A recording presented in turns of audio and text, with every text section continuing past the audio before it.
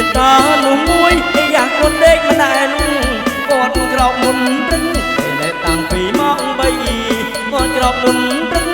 តែតាំងពីម៉ោង3គាត់មានចៅប្រុសយ៉ាងមានទាំងចៅស្រីគាត់មានចៅប្រុសយ៉ាងមានទាំងចៅស្រីនាំចៅទៅបាចត្រីនៅក្នុងអន្លង់ធំនាំចៅទៅបាចត្រីនៅក្នុងអន្លង់ធំតាហុកចាប់ត្រីយ៉ាងយាយហុកចាប់ក្រុម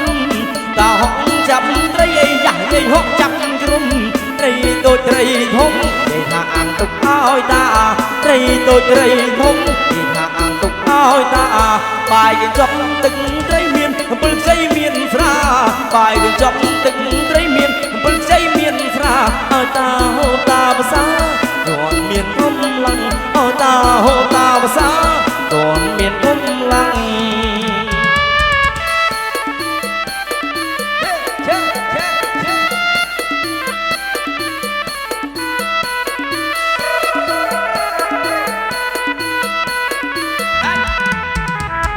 កំពុងតែឆ្ងាញ់ឆ្ងាញ់ឆ្ងាញ់យ៉ាប៉ះចំសមុខស្រាំងកំពុងតែឆ្ងាញ់ឆ្ងាញ់ឆ្ងាញ់យ៉ាប៉ះចំសមុខស្រាំងនាំចៅរត់ប្រមោប្រមាំងក៏ព្រោះតែខ្លាចស្រាំងតិចនាំចៅរត់ប្រមោប្រមាំងក៏ព្រោះតែខ្លាចស្រាំងតិចតារត់ចូលព្រៃយ៉ាយីរត់ហួសទៅលិចតារត់ចូលព្រៃយ៉ាយីរត់ហួសទៅលិចស្រាប់តែតាស្រាំងតិចមូលឡើងពេចដូចក្មេងស្រាប់តែតាស្រាំងតិចមូលឡើងពេចដូចក្មេង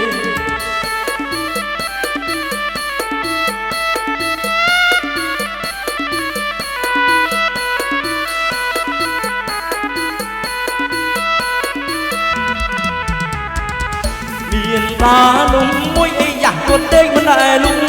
មានតាนุ่มមួយយ៉ាងគាត់ដេកមិនដែលលងគាត់ក្រោកមុនព្រឹកអ្នកតាំងពីម៉ោង3គាត់ក្រោកមុនព្រឹកអ្នកតាំងពីម៉ោង3គាត់មានចៅប្រុសយ៉ាងមានទាំងចៅស្រីគាត់មានចៅប្រុសយ៉ាងមានទាំងចៅស្រីនាំចៅទៅបាចត្រី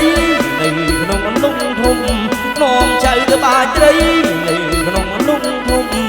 តាហុកចាប់ត្រីយ៉ាងយាយហុកចាប់ក្រុមតាហុកចាប់ត្រីយ៉ាងយាយហុកចាប់ក្រុមត្រីដូចត្រីធំគេថាអាំងទុកឲ្យតាត្រីដូចត្រីធំគេថាអាំងទុកឲ្យតាបាយចាប់ទឹកត្រីមានអំពិលខ្ចីមានស្រា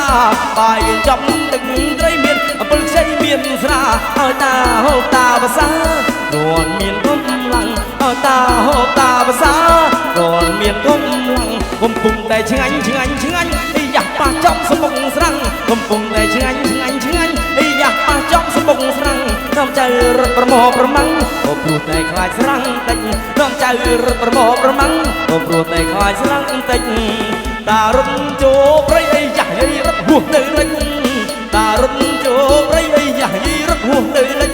ស្រាប់តែតា